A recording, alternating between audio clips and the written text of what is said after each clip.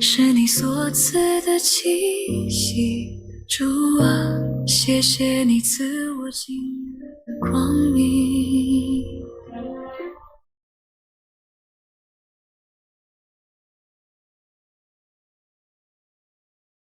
可以一人再一杯，可以。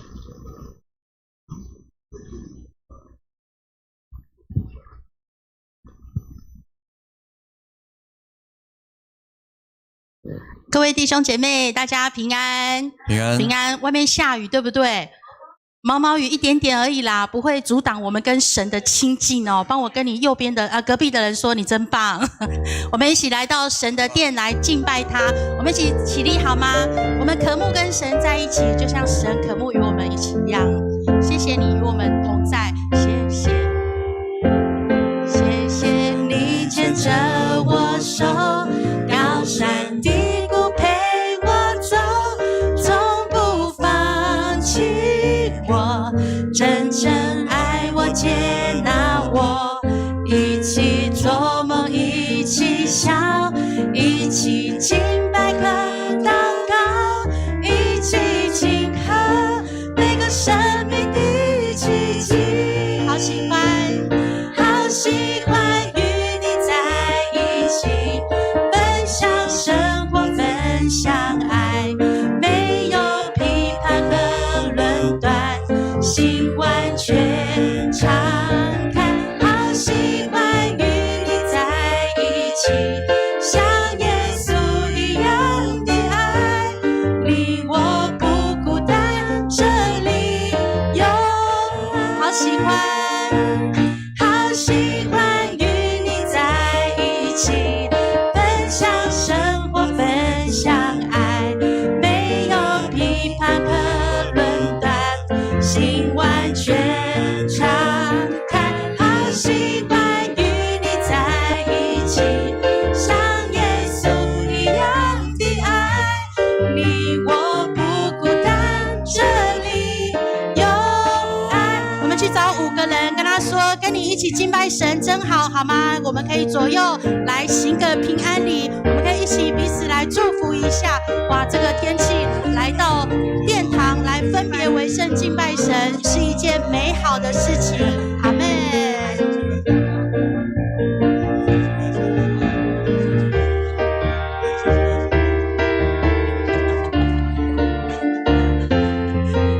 好，我们再从头来。谢谢你牵着我手，高山低谷陪我走，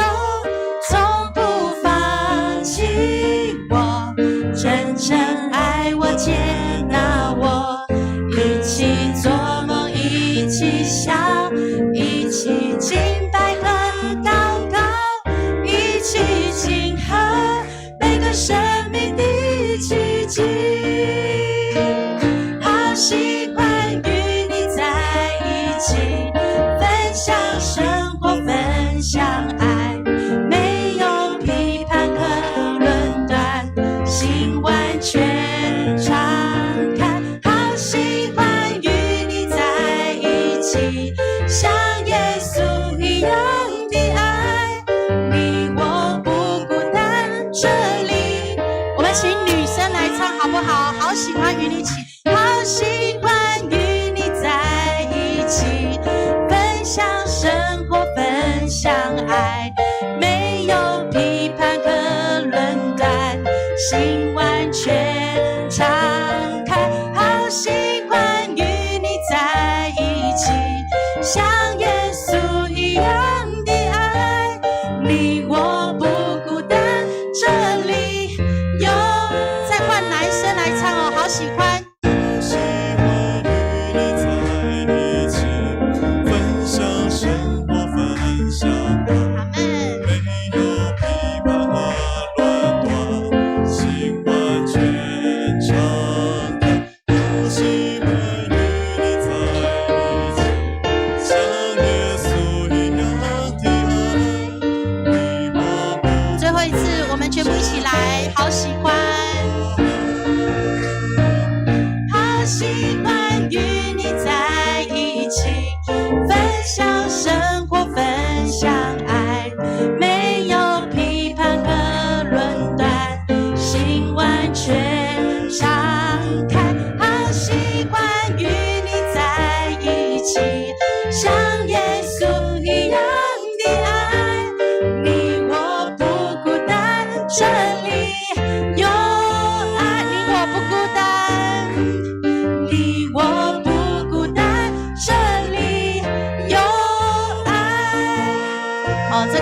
个人说过，很少人说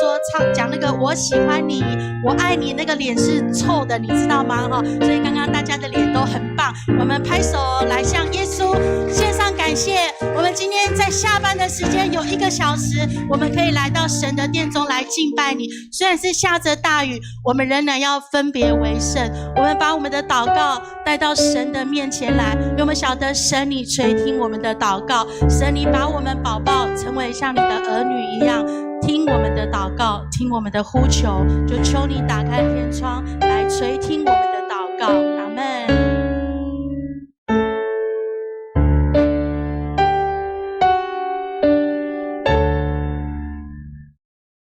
愿我的祷告如香陈列在你面前，没有黑暗势力可以摇动我的信心。愿我的敬拜到你面前，蒙你悦纳，天使天君举行，夫妇敬拜在你宝座前，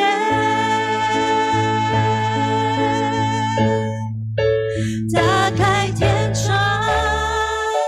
打开天窗，愿我的祷告打开天窗，愿你充满你的荣耀，你的同在在这地，打开天窗，打开天窗，愿我的敬拜打开天窗，我们只要你的荣耀，你的同在在这地，在这地。把你的祷告带到神的面前来，也许我们不晓得为什么会发生，但就把我们的祷告带到神的面前来。在耶稣的里面有答案，在耶稣的里面我们有生命。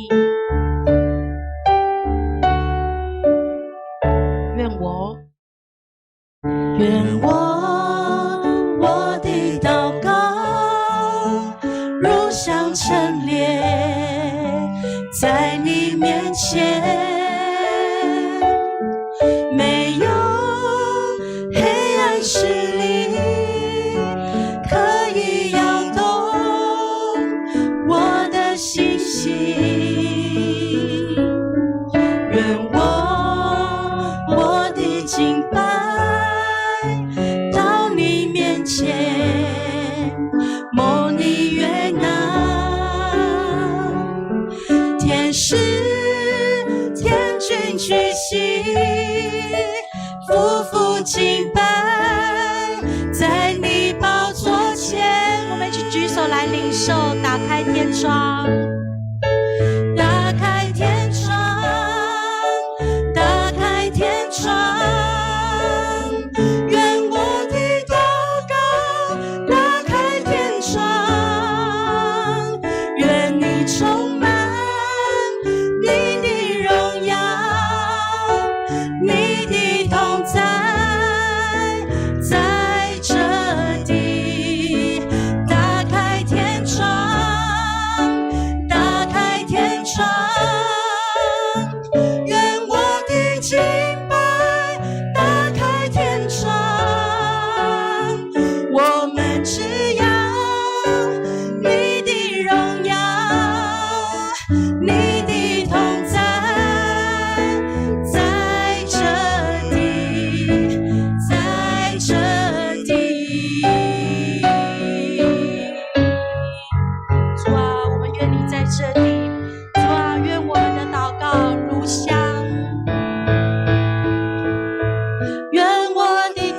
告如香，愿我的祷告如香，愿我的祷告如香，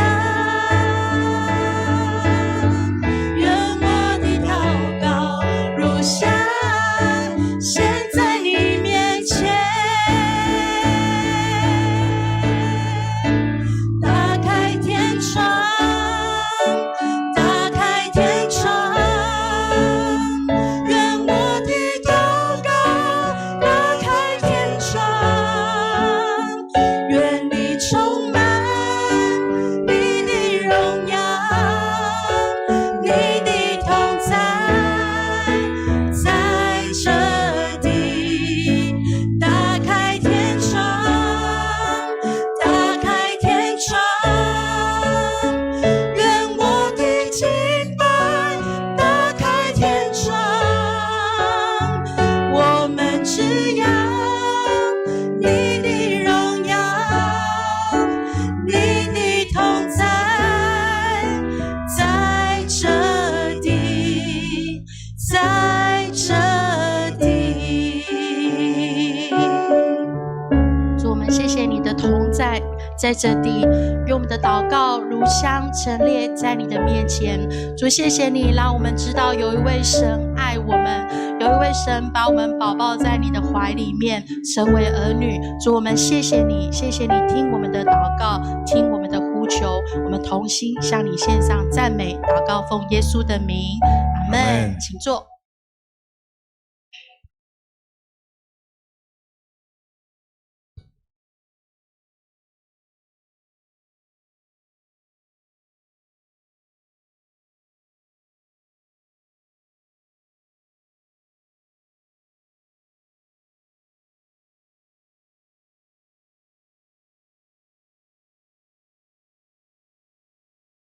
各位大家平安。今天跟大家分享哈，那因为最近呢，我比较多的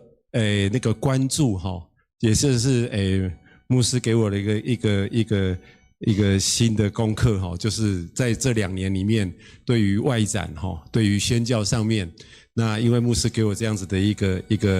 一个启发哈，所以在这一阵子呢，在这1-2年里面，我对这个议题呢，我就有比较多的关注，也会有比较多的去想要去看它。哦，那之前呢就有加入其实，所以我在于这个目前在于这个宣教场上的或者是教会的讯息上面，我就会比较去关注这个哈。然后在于之前我就有在手机的一个 App 里面我有新装了一个那个社群软体啦哈，那不是 IG 啦哈，那是比较多人也有蛮多人都有那个叫做脆啦哈，脆哈，那个脆就是那个饼干很脆那个脆啦哈啊，为什么会叫做脆哈？台湾人很会发明啊，其实因为这个不叫做脆啦哈，因为这个名字实在是很难念，叫做 Thread 啊 Thread。他要卷舌哈啊，所以真侪人不要念啊，干脆跟我就脆哦，我就脆哦。有加入脆的举手哦有哈好。那脆呢，我们进去看我们就会知道，其实脆跟 FB 有很大的不一样哦。那刚开始我进去看的时候，我就觉得说，这个脆还不错，还蛮正面的。也没有什么广告那所以我就觉得说，这个还不错。那蛮多人分享的，大概就是分享在这个他所看所见的一些比较正面的事情比如说看到有人做好事啊或什么，他跟 FB 比较不一样那关注了一阵子之后呢，发现这个脆不知道怎么搞的，我也不知道怎么开始的那个脆上面就开始有人很多的基督徒会在上面就会去开始发表言论了然后呢，见而久而久之，真的那个在脆上面你可以常常看到很多的基督徒在上面发文章。那他发的文章呢，有很多层面可以知道都是比较年轻的基督徒他发表很多的层面问题，比如说像今天看到一个好的坏的都有。像今天就看到一个，他说一个女生，她说她恭喜我这个不知道翠上面很多喜欢这种抬头，恭喜我吧，这个是恭喜我，他说恭喜我，我终于离开真道教会了。我想说，这里是会讲行我就给他点下去看看了一下那也有人在上面讲说什么，恭喜我今天受洗了就是照片恭喜我今天带领谁信主了，就蛮多的蛮多这个基督徒在翠上面有很多的发表然后前一阵子呢，在翠上面呢有一个比较轰动的一件事情铺天盖地一大堆啦，那天打开全部都是他应该很多人知道那个是谁，就邓紫棋因为邓紫棋前一阵子在大巨蛋开了一个演唱会，坐满满的人那一天晚上就暴动了，你知道吗？为什么？因为那一天晚上呢，邓紫棋呢，她的演唱会她就用了一个很不一样的演唱会去告诉大家一件事情，是什么？她是基督徒很神奇的一件事情居然在这种商业的演唱会上面，她可以这样子做好，所以呢，我今天就用这个来跟大家分享就是日常就是舞台生活即是宣教好，那我们来一起来看一下这个影片，我刚刚讲那个影片，我们先来看一下，那个一凡帮我点一下好不好？桌面上那个影片，好，大声一点。好，我刚刚用了3个人他们的影片那第一个是那个张清芳，大家都很熟悉他很久以前他就已经是信主然后他会信主是因为李明一他是个传道他带领他信主的然后他在去年的他的演唱会里面，他就公然的把这一首歌排在他的演唱会的一首曲目里面。那这件事情呢，他还跟他的经纪公司呢有一番的讨论。经纪公司想说，这样好吗？不是很多人喜欢听诗歌可是呢，因为他够大牌所以呢他就坚持。那经纪人也没他的办法，所以呢他就把这首歌就把它放上去。其实不是还有另外一首歌，我忘了哪一首歌，是那个一个乐团他主唱的好，那所以在这件事情上面，那个张清芳呢，他就很坚定的，他要在他的工作上面，他要去宣讲一件事情，就是他是基督徒。那第二个人呢？那个人就是邓紫棋，我刚刚看到我们刚刚看到那个画面，那个真的是演唱会的画面他做了什么？我想我们每个人基督徒都看得懂，那是什么他为什么他为什么做了一个白纱，然后还把它掀起来？为什么？就是圣经里面他告诉大家是什么？因为他以前他就曾经在一个公众场合里面他就说过了，他说他嫁给耶稣了那所以在这一次的这个演唱会当中呢，他就设立了一个宝座，在那个宝座我们刚刚有看到，他就设立了一个宝座在那个舞台上面，4万多个人一起在看，然后呢他就把他做了一个白纱，然后把他自己掀开然后就开始唱那一首歌大家很熟悉的奇异恩典。那邓紫棋呢，他做这一件事情，唱这一首歌，不是他真正让我觉得很感动，他真正很感动是什么？是他要做这件事情呢，他先做了一件事情，因为他要去设计这个所有的这个的演唱会的桥段呢，通常呢歌手不大会有主导权，都在哪里？都在经纪公司。可是呢，他就想要去设计这样的一个演唱会，去荣耀神。他呢，因为跟经纪公司谈不拢，最后怎么样？他决定把经纪公司跟他解约。他和经纪公司解约解约就代表什么意思？就是赔钱，我就是要和经纪公司解约，因为我就是要做这一场演唱会，这场演唱会里面的曲目要唱什么歌，他的舞台背景要怎样，我要主导，我不要听商业的。所以呢，他为了这一次的演唱会，他跟什么？他跟经纪公司解约，他自己要去做这件事情。好，那第3个人呢？这个人很多人都知道，这个人叫做 Justin Bieber 小贾斯汀。这个人呢，13岁，15岁13岁他就出名了然后呢，他今年才几岁？35岁。可是你知道吗？他多红啊！他的 IG 追踪他的人有2.9亿个人2.9亿哎，他的母国加拿大人都没有那么多人哦，他的追踪人有2.9亿人。Justin Bieber 呢，他以前呢13岁就红了，所以可是呢，也相对的，他在这个十几年、20年当中，其实他大部分的时间都是什么？都是负面消息比较多，吸毒、酒驾、被上铐哦，还有其他的东西都不讲了哦，反正他都是负面的生活，然后他全身都是刺青。哦，他就是沉沦在那个在于那个商业跟金钱当中。可是有一次呢，他就其实我后来去找，也网络上也没有真正去告诉我说为什么他会有这转变。可是他就说，他有一次他就感受到了耶稣找到他了。所以呢，从那时候呢，大概是现在是2026年嘛，哈。大概是2002年的2012年的2022年的时候，大概2-3年前，他就突然有一天，他突然在他的 FB 上面，在他的 IG 上面就传了一件事情，就是说告诉大家一件事情，就是说我相信耶稣，我相信耶稣，那从那时候开始之后呢 ，Justin Bieber 呢，他更疯狂。他比邓紫棋还疯狂，他怎么疯狂你知道吗？因为他说他要重新做人，因为耶稣得着了他，所以他重新做人，他就做了一件非常疯狂的事情，就是他把他所有的版权因为他的因为他一样跟你知道商业市场跟经纪人都会有很大的关系，你都要听经纪人的那经纪人你不听他的呢，那你就会有合约上面的问题。那 Justin Bieber 呢，他的经纪人呢是在美国是很出名的，叫做邪恶经纪人是个邪恶用邪恶2个字去说明这个人。那 Justin Bieber 呢，他知道这个人呢不能跟他相处，所以呢他就毅然决然，他把他所有的版权都一次卖给谁？卖给他的经纪人2亿美金，就是说 ，Justin Bieber 呢，他把这些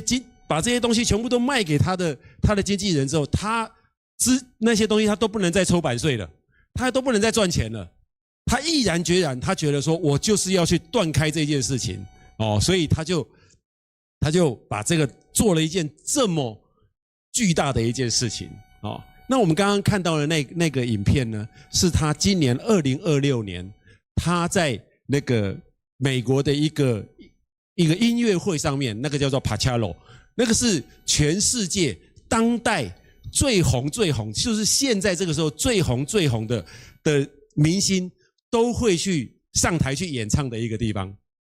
那 Justin Bieber 呢，他也受邀请了。他上去之后呢，他没有再唱以前的歌。以前的歌，我想大家如果有听，应该都知道，大概都是快节奏的电子音乐。没有，他这一次上台呢，他就一个人带了2把木吉他，然后就唱了这一首歌。这首歌的歌名呢，就叫做什么？就叫做 Everything Hallelujah。为什么叫做 Everything Hallelujah？ 这首歌它的发想在哪里？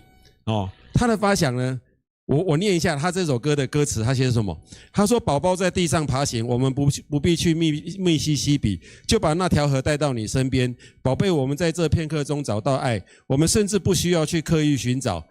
我想唱首歌，但再多的歌词都不够表达，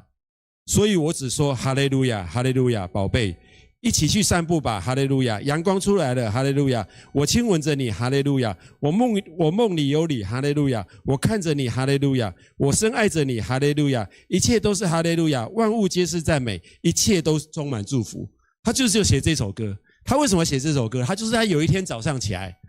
他想要唱一首歌，他想要写一首歌去告诉大家。可他发现他要写什么？他居然突然想到说。我不知道被瞎傻，因为他已经可能以前那些事情他都忘记了，他不想再去触摸到以前那些东西，所以他就想到说，好吧，那就哈利路亚吧，所以他就写了这首歌，所以他就写，脑袋里面想什么就写什么，反正他看到什么想到什么都是哈利路亚，哈利路亚，哈利路亚，他就把这首歌就在那个 Coachella 的2026的演唱会里面就把它唱出来了，如果有一句话说，如果有人只看到你的生活，不听你说话，你想他会看到什么？我们自己想一想，我们每一个人啊，我看到这句话的时候，我也有想，如果我们每一个人自己问问看自己，如果有人只看到我的生活，不听我讲话，那他会看到什么？他会看到什么样子的如山？其实我们刚刚在看的那些影片里面，不管是邓紫棋，不管是张清芳，不管是 Justin Bieber， 其实他们在做的一件事情，就是从圣经里面领受到的。这是其中的，这只是圣经里面的，我想有很多很多这样的一个经文，他们在做的就是按照他们的教导去做。不管是马太福音这个5章16节，你们的光也在这当中照在人前，叫他们看见你们的好行为，便将荣耀归给你们在天上的父，诸如此类。我想在圣经上面有这样的经文很多很多。那3位艺人他们都在做这件事情，就是在做于他们读到的圣经，他们读到圣经，他们在行为上他们要做出怎样的榜样出来，尤其他们是公众人物。那什么是宣教呢？我们可能以前我们常会讲说宣教我们以前就是什么？就是我们的刻板印象是什么？就是要穿上一件衣服或穿上一个背心，然后在外面发单张，或者是再多一点是什么？可能我们去参加那个营队，要去哪里？去那个荒郊野外，去非洲啊，去印尼啊，去越南啊，去那个无人去的、没有人要去的地方啊，那才叫做宣教。可是我想现在的宣教有一个新的定义，就是什么？宣教它不是一个行动，它不是 go。以前我们的宣教很多都停留在什么 go， 他去啊我看，去 go， 可是其实不是，宣教是一种充满爱，它是 do， 宣教是 do 不是 go。那我们来看看圣经上面，我就找了3个人，跟我刚刚讲的那3个人有那么异曲同工之妙的3个人。我们来看看圣经上面的3个人，他们如何在他们的日常生活中，在他们的职业当中去荣耀神，去宣扬自己的信仰。第一个就是我们很清楚我们很了解的但以理，他是一个专业而且是跟信仰上面能够结合出来的一个宣教士。但以理他常年在外面当官，而且还当了大官，对不对？可是他让人家信服是什么？他让人家信服是什么？不管是国王对他的信服，或者说百姓、文官那些文武百官对他信服，就是但以理的什么专业。但以理可以呈现出来就是他的专业，可是但以理也不忘了去做一件事情，就是什么？要去呈现他的信仰。拜过的东西他不吃，他该讲的话，他并不惧怕他会面对到什么样子的困难。我想这就是但以理，他在他的专业跟信仰上面，他成为一个很好的宣教士。第二个平凡的宣教者是谁？路德。我想这大家都很清楚，很了解这个人。路德其实他就是一个 normal guy， normal person， 就是一个家庭主妇而已，他就是一个妈妈，一个是人家的媳妇儿，她就是一个先生过世的一个太太，她就是一个很不起眼，她也没有什么才能，她也没有什么才干，可是呢，她却是一个很好的宣教者。为什么？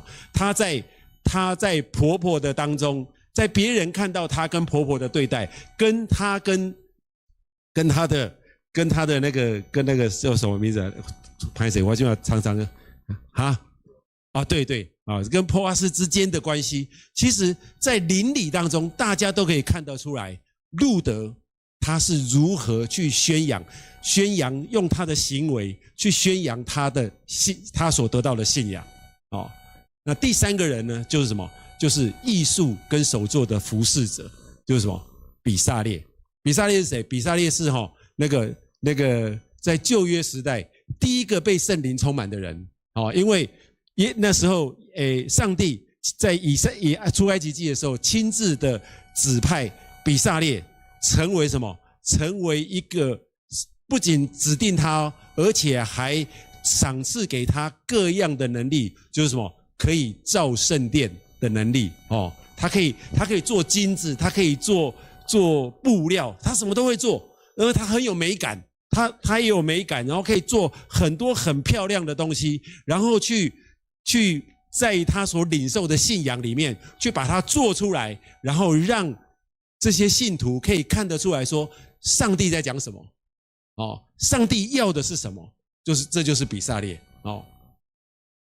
那你从我们这边我们可以看到，但以理是不是跟张清芳跟邓紫棋他们都是在于职场上面，他们都愿意去付出他们的影响力。再来呢，路德跟约翰牛顿，我为什么会讲约翰牛顿？刚刚那首歌，邓紫棋的那首歌《奇异恩典》，《奇异恩典》的作者就是约翰牛顿。约翰牛顿呢，也是一个很平常的人，很多人都不认识他，可是他却做了一首这个《奇异恩典》家喻户晓的歌让传唱到现在已经100多年了。约翰牛顿是谁？约翰牛顿呢，其实他是一个坏人呐，光他给呢，他是一个坏人。他为什么是坏人？因为他在于那时候有黑奴的时代他是船长，然后他的船呢是专门载运黑奴，从非洲去抓人，然后抓人把他装在那个船里面，然后那个船都是已经是反正都是非常的脏乱龌龊，反正就在，然后把这些人抓到之后，然后把他载去英国，然后卖给那个上流社会的人不管是当老婆的、当奴隶的或者是当佣人的这就是约翰牛顿。可是约翰牛顿呢，有一次他接触到了信仰之后，他突然发现他是一个多么肮脏龌龊的人，我居然做了这件事，做了这样的事情，所以呢他就有了这样的感动，他有成为基督徒之后呢，他就做了这一首歌，叫做《奇异恩典》。你看《奇异恩典》这首歌，我们想都没有想到，这么 holy 这么神圣的一首歌，居然是出自于一个贩卖黑奴，而且他不是一次，他是常年都是在贩卖黑奴的一个人好，路德跟约翰牛顿，他们都是什么？他们都是有一个用他的爱心去传福音的人。那比萨列呢，跟 Justin Bieber 呢，他们就是什么？他们就是用他们的才能、创造力去服侍神。从他们的身上，其实我都可以看到一件事，我给他们归纳一件事情，就是他们都非常的敬畏神。他不仅仅是敬畏神，而且他们还从敬畏当中去做一件事情，叫做尊荣神。尊荣神。再来我就要来分享我自己的一个小小的分享有一些我们同区的人有些有听过就是我的工作需要常常去接触人，然后我接触的人呢，大部分都是要不就是生病要不就是困苦要不就是会有这个死亡的问题，所以他们呢，基本上他们都非常的负面真的都非常负面，10个大概有9个半都是负面的啦然后所以呢，我常常有机会去接触这些人。那以前的我，其实我不大会去跟别人分享我的信仰以前的我不大会去分享我的信仰。可是当我开始去读圣经之后我就发现我从读圣经当中我就得到了很多很多，我就越来越敬畏我的神我在读圣经当中，我就越来越觉得，我不仅仅要敬畏我的神，为什么？我觉得我应该要去尊荣他，我要去尊荣他。所以呢，我在我的工作当中呢，后来我就慢慢的，我会尝试的去跟我的服务的对象，我会去跟他们传福音那因为我的工作对象我不能跟他们传福音，因为我直接传福音他们如果不喜欢，他会去投诉我投诉我就惨了因为所以我不能很明目张胆去跟他传福音。所以有时候呢，我就会用一些行为让他们知道说我是基督徒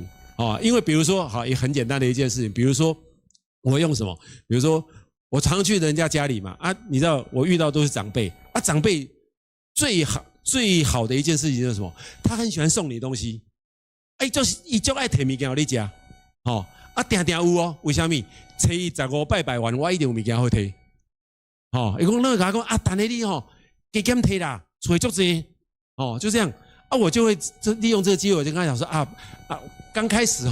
我会跟他讲说拍谁我没摕啦可是后来我就觉得说不行，我要跟他讲我就跟他讲说我是基督徒所以我迄拜过物件我无食有些人他就会有兴趣问我说为什么拜过别人食有些人不会问有人跟我问我就会开始跟他讲我就会用这种方式，就是说我投石问路的方式，我会去跟他们分享信仰所以后来呢，就常常都会有这种，就是讲说比如说有时候老人家会忘记阿嬷又忘记各位摕物件我食公话讲你来老番顶个你讲咧等咧个拜过物件无食，你那拢听无就会很清楚，就会知道这样。那如果我有遇到有一些人，我刚刚讲，因为我接触到的人，他们都很负面，所以有些人呢，因为我进去他们的家里面，所以我会很长时间跟他们相处，所以他们家里面的那个大儿子是怎样，二儿子是怎样，女儿怎样，孙子怎样，其实我都清清楚楚什么人爱钱，什么人拢无要甲我友好逐工你甲我偷钱什么人对我上好我都一清二楚所以我都会知道他们。那常常呢都会听到很多人就会开始跟我抱怨因为没有人跟他们讲话，因为长辈没有人跟他们讲话嘛所以我常去了，他就跟我抱怨因囝安怎啦，因新妇安怎啦因隔壁安怎，反正都是讲一连篇啦讲一大堆啦所以他都会跟我抱怨。那我抱怨之后呢，我就会用比较正面负面的东西去回应他。那久而久之呢，他们就会认为说这个蛋呢这有一点点，我这样应该讲叫生命有一点不一样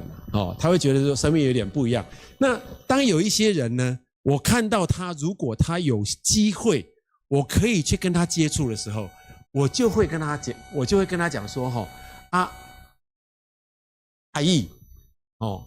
你也好需要我就会跟他讲说你也好需要你也可以跟我讲我也可以替你祈祷阿姨他就会开始问我说啥我就祈祷我就会开始跟他讲祈祷我是啥我不会再下一步，因为不能再往下一步，除非他有意愿。因为有时候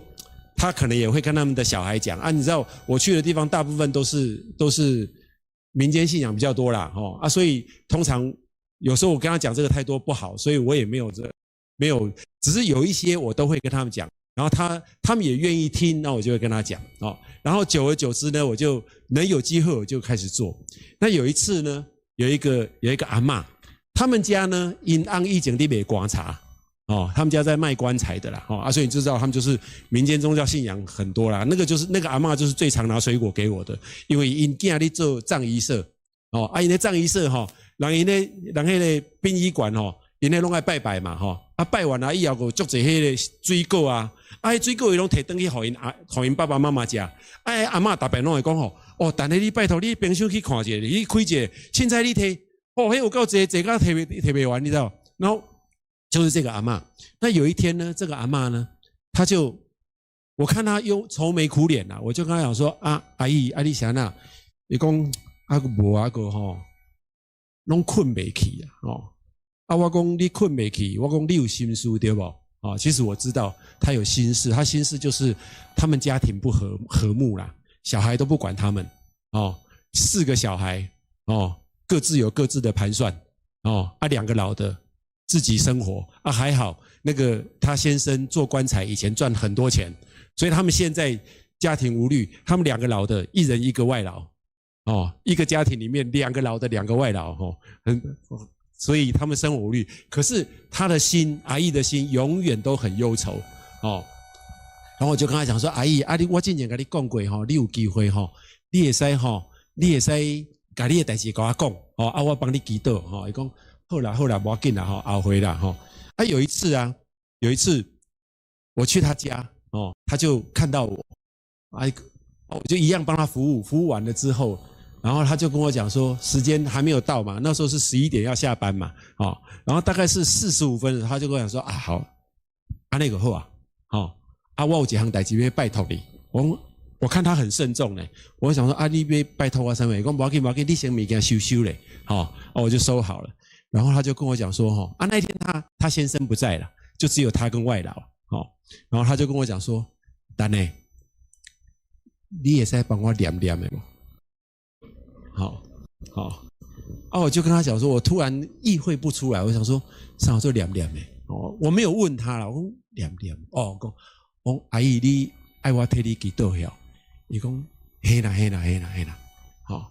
然后那一天呢，我就带他祷告，那祷告完了之后，到现在，已经从帮他带他祷告到现在已经第3次了，我已经带他祷告，而且他也自己，我讲一次，他讲一次，然后最后用阿们做结束，那这件事情呢，就让我觉得很感动，因为我觉得我就想到了一个金句啊，就是哥林多后书4章7节，他说我们有这宝贝放在瓦器里，为要显明这莫大的能力是出于上帝，不是出于我们。我想大家都知道这一个经节，更精彩的是在后面。那我要讲的是这个宝贝放在瓦器里面。其实我们每一个人应该都是神，我们每个人都是神的器皿，那个瓦器。可是那个瓦器呢，说实在话，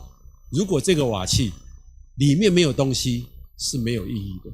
就像说今天一个纸盒子，它的纸盒子外面是 Coach 是 Chanel 是 Tiffany， 对不对？可是里面没有东西，这个盒子有没有意义？没有意义，对。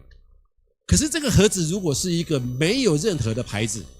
可是它里面放了一个 Tiffany 的钻戒，这个盒子有没有意义？很有意义啊，对不对？所以也是一样，我们每一个人都是神的器皿，而且我们这瓦器里面都有一个宝贝，那个宝贝就是什么？就是神。这个金句里面，其实我们如果从字面上面来看，我们只是对我们自己的信心的宣告说，我们心里面，我们这个不堪的瓦器，不起眼的瓦器，我们有神在我们里面。可是如果能够有更积极的作为是什么？就是我想就是如何的去把它行出来。我相信我们每一个人都应该相信自己的瓦器里面有宝贝吧？你认为你有的举手。我们每一个人都有这样的宝贝在我们的心里面。那我们既然有这样的宝贝，我们就要什么？我们就要去把它行出来。为什么？为了就是要去显明这莫大的能力，就是什么？告诉别人说，我们什么？我们就是基督徒。就像邓紫棋一样，就像张清芳一样，就像 Justin Bieber 一样，不管你在你的场合里面，你接触到怎样的人，是不是你愿意去告诉你的周遭的人，用你的日常生活来就成为你的宣教，用你的日常生活就成为你的舞台。以前我常常也会跟年轻人分享一件事情，我说宣教其实不难，很简单，你只要愿意吃饭前祷告就好。跟学生讲，为什么？学生都觉得很奇怪，为什么？我说很简单，学生吃饭没有几个人在祷告的啦，可是只要你愿意在吃饭前祷告，一定会有人问你说你在做什么。为什么？因为我在当兵的时候我就曾经做过这事。我在吃饭之前我在祷告，隔壁的同梯就问我说：“阿你冲啥？阿你们家崩你冲啥？”我就跟他讲，我就开始跟他讲，我说谢饭祷告，如果你愿意在众人的面前，大家都不是基督徒，你愿意放下你的筷子，好好的祷告，再来吃饭，我想即使没有人问你，也有人会看你在做什么，而且也有人会知道说，就像我一样，我有时候我在吃饭的时候，我很喜欢在吃饭的时候观察人家。我太太一运点来搞没，你吃饭我把就那戏给看，因为我很喜欢看人家吃饭，我觉得看人家吃饭很有趣，可以看到人生百态。当我看到有人吃饭前放下筷子祷告的时候，我心里面就会觉得我有同好在，我会觉得吃那顿饭我会觉得蛮喜悦的。所以最后还是这一句话跟大家分享，如果我们是不是真实的去来去想想看如果有人看到我的生活不听我讲话，那他到底会看到什么？我的主管会看到什么？我的同事会看到什么？我的家人会看到什么？我的朋友、我的邻居会看到什么？好，我们一起来祷告。我们的父神，我们谢谢你，谢谢你使用我们每一个人，让我们每一个人都成为你那器皿。主，我们知道我们这个器皿最宝贵的不是我们是成为神的器皿，乃是在我们的器皿里面有神你这个宝贝在放在那当中。主，让我求神帮助我们每个你的孩子，让我们愿意在我们的日常生活中成为那日常生活中的宣教者，成为我们日常生活中成为来荣耀你的人，帮助我们每一个你的孩子，让听到的人每一个人都愿意从敬畏你的开始，进而能够尊荣你。谢谢你，孩子祷告，奉靠主耶稣的名，阿们。阿们。我们一起从座位上起立，我们用这首诗歌来回应。我生命给你，我来到你圣洁之地，献上我的生命，成为馨香火祭。用新生命充满我心，渴望新鲜恩膏降临，在你心意很切祷告，清楚听你声音，使我成为圣洁祷告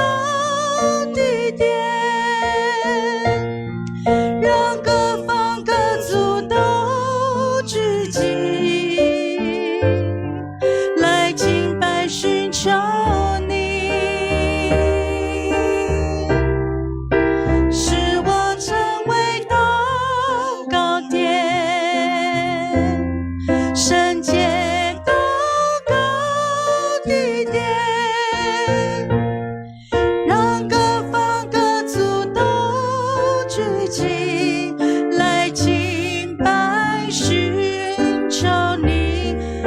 成为祷告点，使我成为祷告点，圣洁祷告地点，让各方各族都聚集，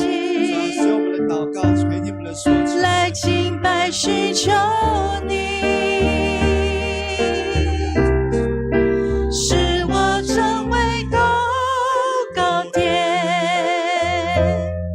圣洁祷告地点，让各方各族都聚集，来敬拜寻求你。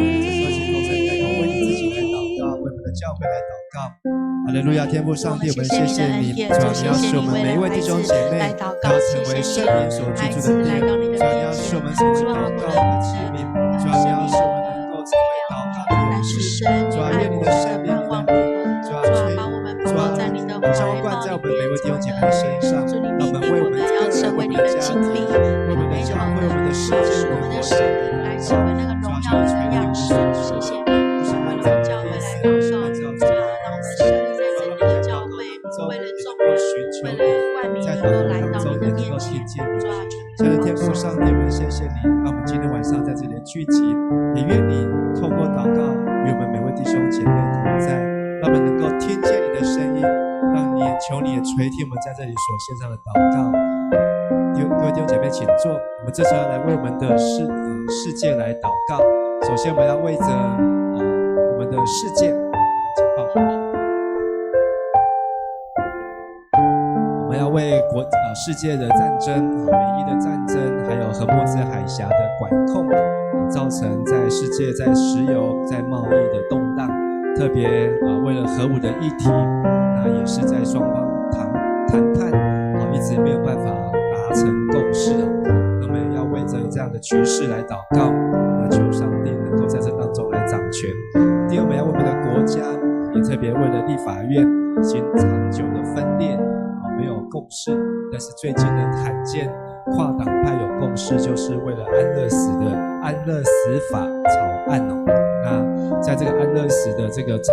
法案当中呢，需要对生命的尊重及社会的对话，以及对在这立法通过之后，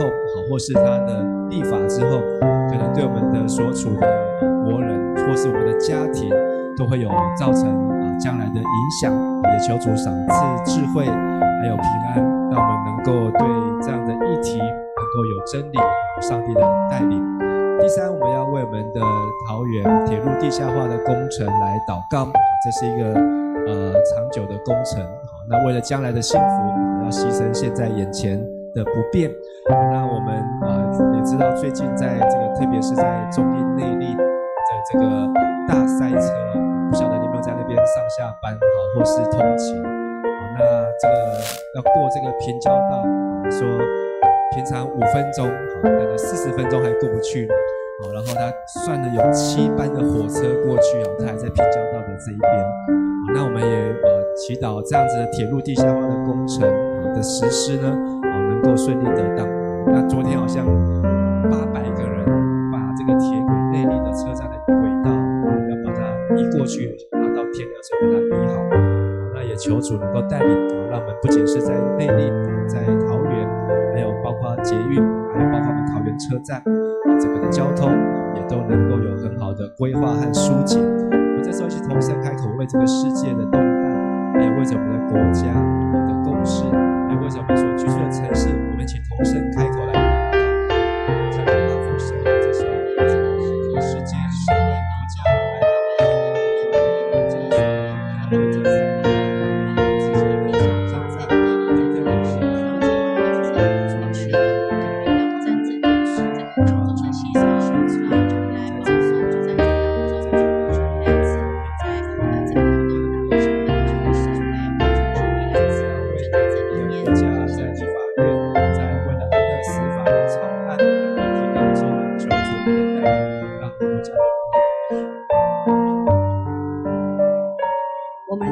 主耶稣，感谢你爱我们，感谢你与我们同在。主啊，我们为美国及伊朗战争交在你的手中，及荷姆斯海峡管控引发石油及世界贸易骚动。主啊，你是和平的神，求主赐平安在每个国家，人民也不要惊慌，求主掌权。是给那个美国及伊朗的领导人有智慧，用神的爱沟通，减少伤害，用和平解决，取得共识。主啊，我们也为最近安乐死法的草案来祷告，是对我们台湾有很大的影响，必严谨的考虑。主啊，生命是你给的，也是你要收回的，有你的带领，我们的生命是要来荣耀你的名的。感谢主啊，还有桃园铁路地下化的工程影响到其他车站的轨道，主是相关官员智慧，能规划出良好的方式，也求主使每一个人出入平安。这样祷告，奉耶稣的名，阿们。阿们。我们接着来为我们的教会，首先为这个主日，我们有圣灵殿，然后有小人的洗礼及领受圣餐，也求圣灵在复活节到圣灵降临节的这段期间，求圣灵能够带领我们与复活的主耶稣有更紧密的关系和灵修的生活。第二，也为下周有少年团契的一日游，有2台游览车的弟兄姐妹，也为他们代祷能够出入平安，有美好的天气和美好的团契。第三，我们也为着4月份来向主献上感谢。明天是4月的最后一天，好，那今年2026就过了1/3哦。那也为即将进入新的月份，还有将进入的夏天，以及在暑期、暑假当中各样的事工的预备准备，都能够有妥善的规划，以及在这当中的预备的同工，都能够为主结出福音的果子。我们一起来为我们的教会，我们一起同声开口来祷告。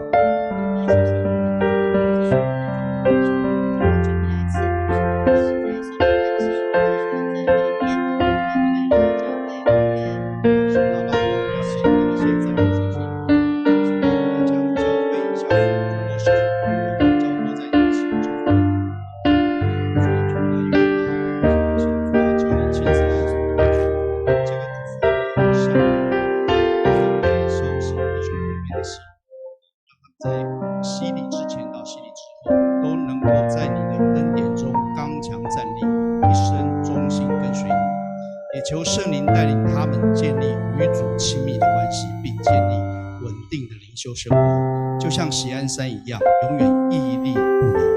坚定不移。我们也要为5月8号兄弟团契的1日游，求你在他们的出发与归途中亲自看顾他们的脚步，保守他们免于一切的危险与意外，无论是在道路上的车辆、天气的变化，或是突如其来的状况，愿你都与我们预备平安的路。主啊，愿我们在旅途的当中彼此相爱，也互相扶持，让欢笑与感恩充满我们的心，也求你赐福给我们敏锐的心，能欣赏你所创造的美景，并在每一刻都记得感谢你的恩典。愿祝福结束的旅程回到家，带回的不只是照片与回忆，更有彼此之间更深的情谊，对你更深的敬畏。正如群山环绕耶路撒冷，保护他的子民，从现在一直到永远。即将要进入新的5月及夏天，求主带领暑假的事工被妥善的规划，让每位同工的辛劳都能结出福音的果子。感谢你在这个世上呼召我们参与你荣耀的计划。今天我们要将新的事工交在你的手中，求你亲自来引导、建立、成全。主啊，你是智慧的源头，求你赐下清楚的意象，让我们在整个的事工当中，让我们看见你的心意，不是只是凭着血气来行事，而是按着圣灵的带领，让我们在每一个角色中都以你的国度为优先，以你的荣耀为目标。愿这些新的事工都能够成为光与盐，影响社区，祝福城市，并吸引更多的人认识你，经历你的爱。愿我们的服事不是为了人的掌声，而是为了更讨你喜悦，便爱你的如同以色列一样，永享太平。愿一切的荣耀尊贵颂赞都归于你，直到永永远远。我们祷告，我们耶稣基督的名，阿们。我们最后来为我们的肢体来守望代祷。我们今天有4位要请弟兄姐妹起来为他们代祷的。首先是黄桂英姐妹的先生廖才贵弟兄，那他因为骨折肺积水还有黄疸还有脊椎的骨折住院。那我们在上周有去探访他，那很多弟兄姐妹在关心他，还有为他送餐也求主能够继续保守才贵兄，那能够早日的出院。那今天的报告那正常，所以也求主能够继续看顾保守他出院后的恢复。第二个是为潍坊兄的太太林素梅姐妹，是泌尿道的感染，在上礼拜6住院，然后辗转来到林口长庚。那今天有去探访那今天算是恢复的比较好。那88岁，那也求主看顾这个素梅姐，她也能够早日的出院。那医生说快的话，在后天就可以来出院了。也求主看顾保守。那那也为新闻姐在5月11号要做心导管的手术。那虽然是比较是预防性的心导管的手术所以也求主来保守新闻姐